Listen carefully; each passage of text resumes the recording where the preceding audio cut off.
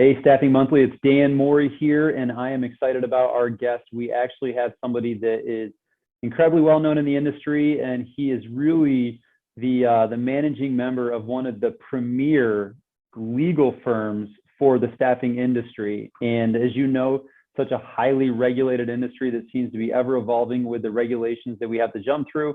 It's important to have good partners in your corner that understand this side of it. And I'm actually really pleased to welcome Mori Borosko from Becker LLC, he's been the managing member there since 2006, and he's actually personally oversees the staffing team, and he works with investment bankers and accountants and takes a really holistic approach to create these great legal best practice strategies to advise staffing agencies on, so they make sure that they're protected, yet they're doing things in a way that's going to add value to the agency and actually promote growth within the agency. And if you are anything like me, that's the kind of legal partner that you want to be with. And that's why I'm grateful to bring, again, Mori Borosko from Becker LLC onto Staffing Monthly to share his perspective about the state of staffing in 2022 here. So, Marty, thank you so much for joining us and just sharing your wisdom with the Staffing Monthly audience here.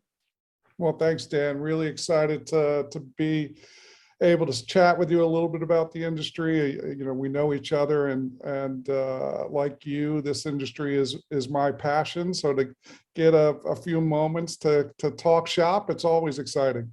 I love it, man. I love it. I agree with that. And so just for the audience, and I can't believe there's anybody out there that actually might not know who you are. I mean, I feel like you're everywhere, being the face of Becker and really the key legal agency in the industry. But why don't you give a little bit of a snippet of what is your role? Like, how are you immersed in the staffing agency or the staffing industry right now? Sure, love to. Well, most people say, long story short. I'm a little bit of a storyteller, so it ends up being short story long with me. So I think I'll set the background by kind of talking about how I got into the industry. And I really kind of slipped into it and fell into it. 15 years ago, I was leaving what they would call in the legal field big law, so a big law firm. And I got recruited over to Becker, and it was intriguing because Becker's kind of more of a boutique firm, and really does dive into certain industries, versus trying to be kind of a general practice attorney. The motto at the firm is to really get into specific industries. So when I got there, wasn't sure where I would gravitate. And first couple projects I worked on, one was with a healthcare firm and one was with a staffing firm. And I just loved working with the staffing firm. I'm kind of a people person. It's a people industry. And I said, you know, I really enjoy this. That's where I want to gravitate. So speeding it up, rolling it forward 15 years, you know, we've built just a fantastic team at Becker. We've represented, I'm terrible with numbers, that's why I'm a lawyer. I think we represented our 144th brand name in the industry this year. Wow. And I'm, you know, nobody keeps these statistics, but I'm pretty sure that's by far and away in terms of a law firm, the most brand names that a law firm has represented. So it's exciting, and we kind of built kind of a team, and you've laid it out there that kind of reflects the industry. So one part of the team is more of an operational compliance part of the team. One of my partners, Chris Letty, who's a former in-house counsel. He's great. You work with him all the time at a staffing firm. He kind of runs that team, and he's got 4 members of that team, and they try and, you know, they're working on the onboarding, the offboarding, the other employment compliance issues, contractual issues. You know, that's their area that they work in every day with our clients. And then I'm over on the other side of the equation with my partner, Kent Schwartz, who CPA and tax attorney by background, and we're handling more of the strategic issues that staffing firms face, you know, proper corporate structure, finance, mergers and acquisitions, key employees and compensation plans, things of that nature. So, you know, that's kind of the perspective that I have. Our group kind of has the operational and the strategic side of it. And I bring that perspective to our clients every day. Well, I've seen it firsthand, and just to give a testimony on it, the one thing that, and I've worked with a handful of different legal firms with issues related specifically to the staffing industry. And the one thing that I've come to appreciate the most about Becker and your team there is the practical approach, right? Like, I feel like when we're working through problems, I don't feel like we're nuanced down into the law and precedent and all that stuff. Like, I know you guys are doing all that, legal wizardry behind the scenes and compliance, but like when we're working through problems, I feel like there's an incredible balance of the practical business decision side overlaid with, the legal implications and the legal obligations that we would have to make. So I've come to appreciate that approach that Becker has. I think it's critical in this industry because, of the nature of the industry, of the nature of the morass of employment compliance regulations that may or may not impact what you're doing, the margins that the industry has. We try and take a practical approach, and what we say as our team is we don't always want to say no, right? There's so many lawyers who, I think their default is to say no, right? You can't do that. Or, instead of really trying to figure out how can you do that, right? How much risk is really there? And that's not to say that we're going to put you out on a limb, right? Because we're not going to put you out on a limb. Right. But we like to find more efficient ways to do things, find what we call acceptable risk at times. And that's really more of our motto. And I think that makes sense, especially when you work with the executives or the owners of the agencies that are more entrepreneurial in spirit, and they're more, risk tolerant. They typically don't like the quick no. They don't like that mindset. They want to say, hey, how do we do this? Like, how do we do this and manage the risk? What is the risk that I need to be thinking about? So I think that approach probably marries really well with the audience that you work with. Definitely. I mean, it's part of what drew me to the staffing industry is that the folks are very entrepreneurial, and entrepreneurial in a different way than say, the automotive industry or certain technology industries. This is a different spirit to it. So I think it marries well with what I think is the entrepreneurial spirit of this industry. Yeah, I couldn't agree more. And when I think about this industry and the type of change that has occurred over the last 2 years, with the pandemic and COVID and how it's really impacted the staffing industry as a whole, that's where I want to start our conversation today. Is like, how do you see it? Like, what are the biggest changes? And I know agencies are at the forefront and they know this, but like, what are the biggest changes that you see that are the most impactful to this industry that are here to stay, that we're just going to have to deal with or learn how to manage going forward? Well, you're going to have this a menu of different workplaces and what workplaces look like, right? Before, workplaces looked very similar, and the future is a menu, and we probably don't even have the full menu in front of us, right? There's going to be continue morphing of what the modern day workplace looks like. And when you overlay that with all of the compliance issues that exist in the United States today, with a weak federal government that we've had for the last 20 years and employment compliance shifting to states and even municipalities and cities, that's a complex circumstance and environment, and it's just going to stay that way. So I think that's, an obvious one. I'll tell you one that I think the staffing industry is not looking closely enough at right now, and that's data security and data privacy. We now have 5 states that have data privacy laws. California, not surprising, passing the first data privacy law. And most staffing firms aren't looking at it right now because all of the laws have an exemption for employment-related data, right? So staffing firms right now aren't required to comply with what is, a very burdensome set of rules with respect to how you handle individuals' data. California has an exemption that expires unless they extend it the 1st of next year. Oof.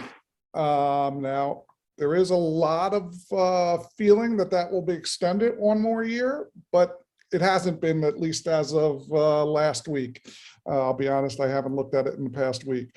So, if California doesn't extend that exemption, then all of the information that staffing firms who are, operating in California are collecting from their internal and contingent workforce are going to be subject to these data privacy rules. And I don't want to scare people to death, but one of the rules, Dan, is if somebody makes a request that you delete their data, you have to delete their data from every system you have.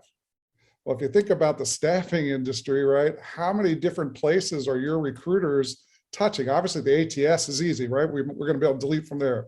But you're Right. sending emails, you're sending texts to your people, you've got text systems, and they're not all integrated. So if this law were to become, if this exemption were not to pass, and one of your contingent workers were to say, hey, employment solution, sir, please delete all my data.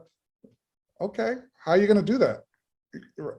So there's got to be, additional carve outs that I'm not thinking of that you alluded to for the employment piece, but how does that intersect with like legal employment forms that we're actually bound to maintain the records of for a certain number of years, like the I-9? Like how does the request to delete data overlap with that? Exceptions for that. So that type of data can remain. Okay. But your email you sent, your text message you sent, your ATS data, a lot of that data would have to go. And so you'll have to figure out how you're going to find it all and obviously delete it if that passes. Now, hopefully we don't have to deal with that for a few more years, but Jeez, I hope I'll be not. surprised if it doesn't finally happen. That what's going to happen is there's going to be some incident where employee data, something happens to it, and it'll trigger folks to probably get rid of the exemption. So that's one that I see, data privacy, and I see it, as you know, I do a lot of mergers and acquisitions.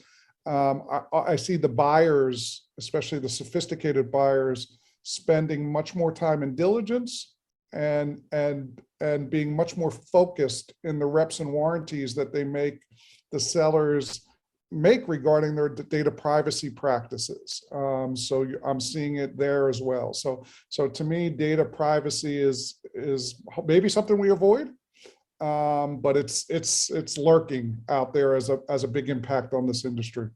That's fascinating to me, because I know like sometimes agencies are so ingrained with their clients that they will send applicant or candidate data over that ends up in the applicant tracking system of the client, and the root is with the agency. So I would be, wow, that's going to be a can of worms if that gets not extended. There's a good article, I'm blanking on the gentleman's name, but an industry technophile, a staffing industry technophile. I can't remember his name. He works for one of the big companies that he wrote about the complications that the industry would face if they have to comply with these data privacy rules. So,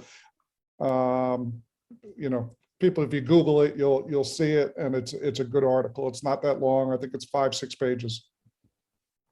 We'll have to, if you can think of it or have someone on your team send it to me, we can include that in the episode here to let people see that, because I think that's something that we should be looking at. I know the CFO, CTO types have been thinking about the data security for a little while, but I really, yeah. And there's another one. What about the biometrics? I felt like I saw a case or something out there in Chicago. I think there was one that involved Apple, but there was a movement where time clocks were actually capturing kind of biometrics for like clocking in and clocking out. How about that as it intersects with face recognition? Is there something there that agencies need to be thinking about or be aware of? Yeah, that could fall in, I think, a couple different categories. Certainly could fall in the data privacy categories, and you could have if employment data isn't, it somehow some point doesn't stay exempt, you can have problems there. What you're using it for, right? You know, why are you using it? What are you using it for? You get into all the discrimination, age, all of those issues with respect to collecting that. Obviously plays into wage and hours, you know, disputes and how does it work, you know, in that. So that's right. As you know, technology helps us with the efficiency, but it creates issues from a compliance standpoint as well. Sure. Yeah, no, that makes sense. And so on that note, as you've seen companies shift and react and respond and maybe evolve themselves to how they've been impacted by the pandemic, outside of that piece right there, what do you think is the one area that agencies have left themselves most exposed to that they ought to be thinking about as we move back to normal? So again, the completely shifted and changed work environment just has added complexity in areas we know. I mean, most people are familiar with you know, all of the rules and regulations with respect to when you can force people to take tests, when you can't, and that. But then there's simple things that it impacts as well, and folks don't realize. It's impacted where you pay your income taxes, where you have to register to do business. So, you know, we all used to report to the same office for the most part, right? So it was pretty obvious where we did things, but it's not as obvious anymore. The tests with respect to where you should be authorized to do business, where you need to pay income taxes have gotten a little blurry in this new. And again, this is, you know, for Chris, my partner Chris, he sees it all on the operational front. I see these issues again on the M&A front. So you'll see buyers that we work with, buyers that when we're on the sales side, spending a lot more time really scrutinizing where staffing firms that they're looking to acquire have filed taxes, where they've got authority to do business, and there's been a number of deals that have where the seller, because they haven't kept up and kept pace with that, and the fact thought about that could change, you know, have had to pay some consequences in the deal. The deals have gone through, but they've had to pay some consequences in the form of indemnification and escrows and things of that nature, because the buyer just doesn't believe they filed their taxes in all the right places. Yeah, and that right there is testament to why you need a good partner in your corner to making sure that you're compliant in those areas. So I like that. What about, so obviously there's good things that come out of even seemingly bad situations. So what is something good that you think that you've seen come out of the pandemic for this industry? Yeah, so I mean, I don't know if there's anything good from a legal compliance perspective, because I don't think those two words can really go properly in a sentence together. So, but what I think I've seen that are obvious to benefit the industry is this has just probably created or accelerated the long-term shortage of labor, right? And the demand is there, and the fact that this has accelerated, and we've got the great resignation going on. We've got all of these factors, kind of a shook up labor market, to me always helps the staffing industry as long as there's demand, right? So I think that's positive. And I think that all of the programs that the government put into place to, you know, the government's goal when the pandemic hit was to keep people working, right? Yeah. And this is the industry that keeps people working. You know, the programs, I think, that interjected liquidity to keep people working have really helped the industry. And I think that it's put staffing firms in a good position to grow, to be acquisitive if they want to make acquisitions. So I think in those ways, I think the industry has benefited. I would agree with that. I think that makes a ton of sense. And on the M&A side, are you seeing like a different level of activity, or maybe a different type of buyer than historically has been in the marketplace right now? Great question, and very astute, because of both. both. I mean, we've traditionally done, we traditionally do between 8 and 10, maybe 12 deals in a busy year. We did 19 deals last year. Wow. So the activity is at an incredible pace, and this year we're on the same pace. Now I have a feeling it may fall off in the last quarter, but we're at the same pace this year. So activity is at an all-time high, and so been doing it for 15 years. So that's a pretty long period of time for this to be at an all-time high. So that for sure is activity. But where you were really astute is it looks different. And again, because I like to tell long stories, when I first got in 15 years ago, the buyers in the market were big strategics, right? That's who the buyers in the market. I'm not going to say they were the only buyers, Right. but they own the market. They were the everyday buyer, right? Then you got about 10 years ago, it's just started, but 5 years ago got serious push from private equity into the industry. So 5 years ago, you start to see private equity seriously invested in the industry, and you still see private equity coming into the industry at an increased rate. So, but now with the pandemic, I see two different types of buyers. I see what I would call the new generation of strategic buyers, I think it's it's interesting. I haven't thought about what I know. One reason these people in the market, they have liquidity and they're doing well, right? So that's one reason. The other reason, it's the new generation is it's folks like you, Dan. It's a younger generation that's out there making acquisitions. So they've got a great business. They're experiencing great growth. And they've just got a little bit different mindset. So we've got a younger group of buyers in the marketplace that I call the new generation of strategic buyers. Then you got a fourth group, which are technology buyers. They're not really, they don't view themselves as running staffing industry, staffing firms. They're running technology platforms. Interesting. And so you've got there's a group out of Australia. You got a couple groups that are trying to build just there's a couple of them out there. Fiverr is kind of that way. Upwork is that way. But you've got a few folks who are trying to do it in other industries, and so they're making acquisitions as well. So you've got that fourth group in the marketplace now as well.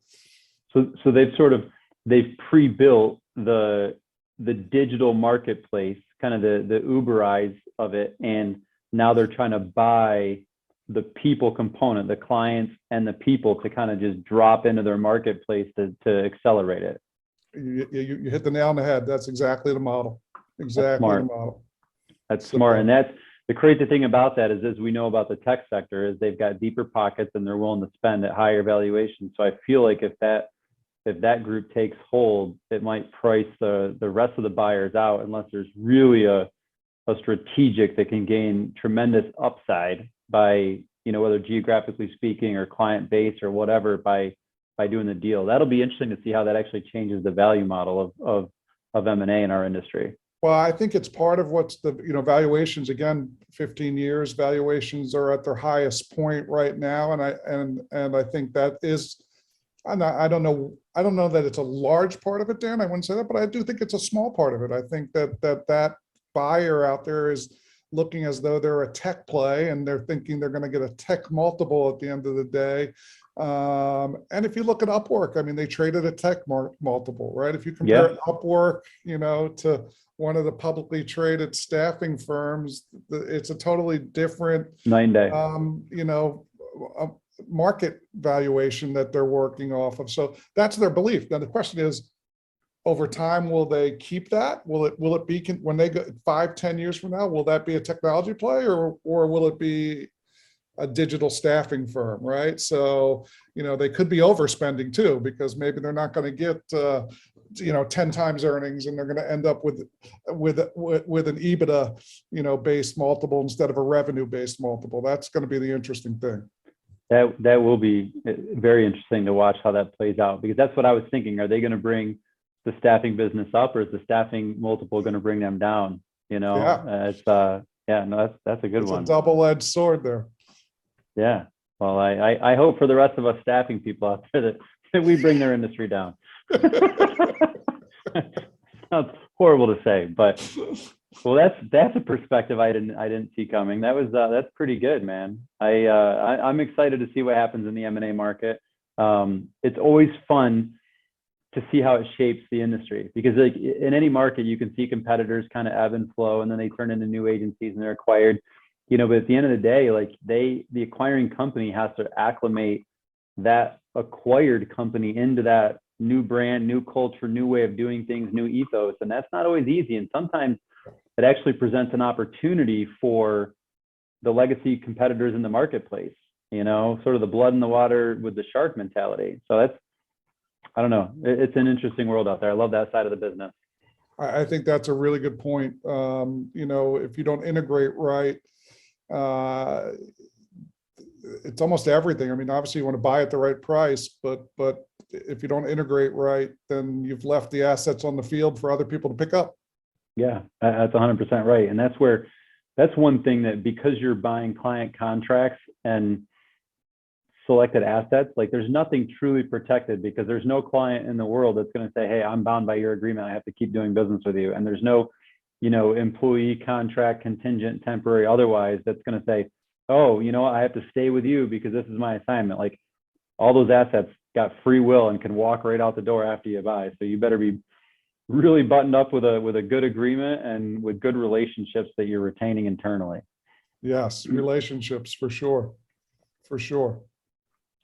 That's good, man. That's good. So what about just putting your managing member, kind of leading the staffing team's hat on? If you were going to talk to one owner or staffing executive that's watching this video right now and give them some guidance to say, hey, this is really what I would urge you to consider, be aware of, best practice to do to really better strengthen and position your agency over the next 12 months, what would you say to that person? You know, it's interesting. My answer would have been different until something you just said. You know, I think it's a theme that's been in the industry. It's a theme that we're talking about. I think we're in an incredible labor shortage, right? And to me, a lot of staffing firms, and this is probably overgeneralizing, but this is what you'd have to do to make a point. The focus is more on the client than the contingent workforce, right? Yeah. To me, and what made me shift this answer is because I heard somebody from the University of Pennsylvania speak, who's kind of a labor market expert at the University of Pennsylvania, and what he's predicting is that, you know, in 5, 10, 15 years, you're going to see what he calls the return of the labor guild, right? Remember from like, what was it, 16th century, 17th century, before that even you had labor guilds. He's predicting that's going to happen again because of the way that everyone has shifted and drifted, and the power that the workforce could have, because there's such high demand, if they kind of work together. So there's an economic power to it. But he also talked about today is the perfect time for a social aspect of it, right? When you have so much online communities, so much technology, so that you know, you can bring these folks together to have economic power and to have kind of just a social connection that they have. You know, all the blacksmiths used to be part of the blacksmith guild. So, you know, I think that, to me, and then you overlay that with the employment compliance issues that are just going to be forever the plague of our industry. I think the folks who can, like you said, build relationships with their contingent workforce by treating them as a community, treating them as a core of their business, by building good compliance systems, right? So that you're really, you know, I hate to say it, embrace the regulation, right? Be a leader at being compliant, at taking care of the contingent worker, advocate for them. I think folks who make that shift, are going to really do well if what this guy at the University of Pennsylvania predicts is correct. So I think you're spot on, actually. I really do. And you are 100% accurate when you say that most agencies overemphasize the client side. And, we get caught up focusing on the client because the client gives us the money, right? And we focus on that, and we're so afraid of losing the money that we over prioritize it. Yet we forget one key principle in all economics and all marketplace is that the customers will go where the inventory is, right? Like, I don't shop at Amazon because I love Amazon. I shop on Amazon because they have everything I need, right? And I can get it really quickly, right? And it's like, I don't go to Target because of Target. I go there because of the stuff that they have, right? It's like, those are your things. So if you really focus on having the best workforce and having amazing relationships with your contingent workforce where you can deploy good quality people into good assignments, the customers will come to you. And if you build up the best inventory set, you can charge a premium for it. But if you always focus on the client and then you just do what you can to fill the orders, you're always going to be racing against the commoditization game.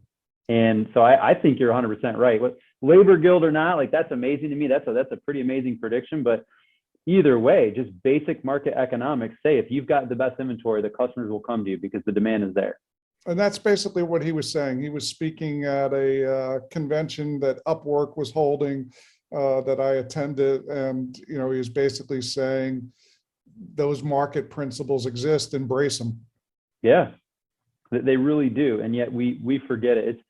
It's always amazing to me. And I hate to generalize, and I'm not trying to bash on the industry, but sometimes we get so caught up in the weeds and the day-to-day operations that you actually forget about the human element of the agency, and you forget that our inventory is our people. They're human beings, and if we can leverage the collective strengths to the advantage of creating a community, I think that better positions any agency. So I think that's great guidance for the viewers of Staffing Monthly here. I appreciate that, Marty. Well, appreciate it, Dan. Well, I appreciate the opportunity to come on. It's been a pleasure to talk shop with you, and look forward to getting together in the near future.